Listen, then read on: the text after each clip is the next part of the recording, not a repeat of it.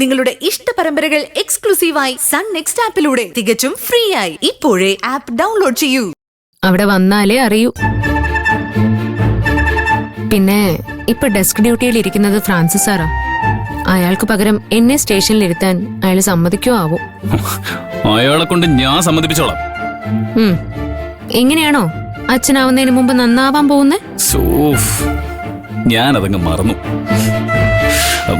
അയാൾക്ക് കുറച്ച് കാശ് കൊടുത്തിട്ടാണെങ്കിലും ഞാൻ സമ്മതിപ്പിച്ചോളാം.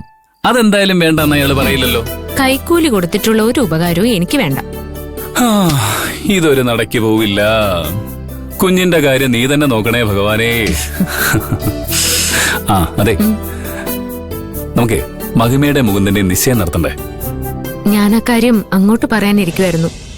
സ്വപ്ന പറയുന്നത് പോലെ നാട്ടുകാരവരെ കുറിച്ച് എന്തെങ്കിലും പറയാൻ തുടങ്ങുന്നതിന് മുമ്പ് ആ ചടങ്ങ് നടത്തുന്നതാ നല്ലത്. ഞാനേ മുകുന്ദനോട് കാര്യങ്ങൾ സംസാരിക്കാം. അവരുടെയും കൂടെ സൗകര്യം നോക്കി നമുക്കതങ്ങ് നടത്തിക്കളയാം.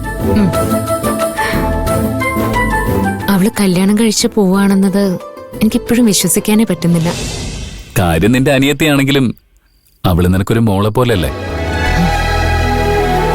എന്തായാലും ആ മകള് പടി ഇറങ്ങുമ്പോഴേക്കും വേറൊരു മകളെ നിന്റെ കൈ കിട്ടും. മകളല്ല, മകൻ. ഓഹോ, ഇപ്പോഴും ആ വാശി വിട്ടിട്ടില്ലല്ലേ? ശരി, നമുക്ക് നോക്കാം. ഞാനൊന്ന് കുളിച്ചിട്ട് വരാം. സൂക്ഷിക്കണം, നിലത്ത് വെള്ളമൊക്കെ കാണും, കാല് വഴുക്കും.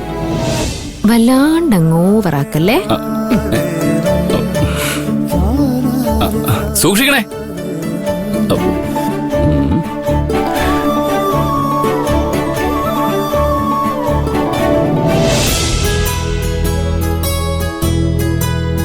എടാ, മഹിമയായിട്ടുള്ള സംസാരമൊക്കെ നടക്കുന്നില്ലേ? എന്ത് സംസാരം? എന്ത് സംസാരമൊന്നോ? എടാ, നിങ്ങൾ കല്യാണം കഴിക്കാൻ പോകുന്നവരല്ലേ? അപ്പൊ പരസ്പരം സംസാരിക്കാൻ കുറെ കാര്യങ്ങളുണ്ടാവില്ലേ? ഏയ്, എനിക്കങ്ങനെ സംസാരിക്കാനൊന്നുമില്ല. എടാ, നീ ഒരു കിഴങ്ങനാണെന്ന് കരുതി മഹിമ അങ്ങനെ ആവണമെന്നില്ല. അവൾക്ക് കല്യാണം കഴിഞ്ഞുള്ള